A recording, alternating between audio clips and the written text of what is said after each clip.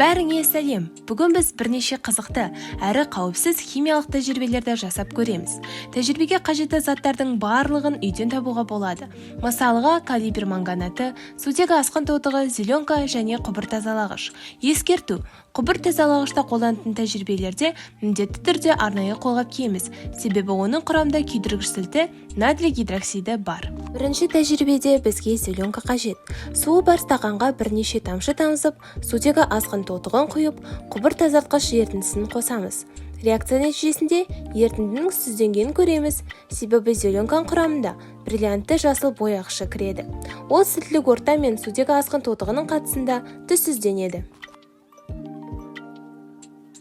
Екінші тәжірибеде калий перманганатын суда ертіп алған соң, алынған ерітіндіні басқа ыдыста сумен сұйылтамыз.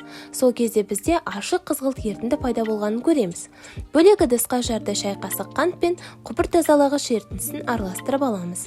Реакция жүру үшін марганцовка ерітіндісі мен алынған сілті ерітіндісін араластырып, өзгерісті бақылаймыз. Ерітінді ең алдымен көк түске, кейін жасыл, ал сәл уақыттан соң сары түске айналады. Біз сіздермен жаңа ғана бағдаршам атты реакциясына куә болдық. Бағдаршам реакциясында калий перманганаты сілтілік ортада қантты тотықтырады, ал сары түс берген марганец оксиді болып табылады. Ал соңғы тәжірибеде біз стаканға сутегі асқын тотығын құйып алып, калий перманганатын себеміз. Сол кезде айырылу реакциясы жүреді. Бұл реакцияда сутегі асқын тотығынан таза оттегі бөлінеді. Бұны дәлелдеу үшін шоғы бар ағашты салып көреміз. Сол кезде ол таза оттегіде қайта жанып бастайтынын көреміз.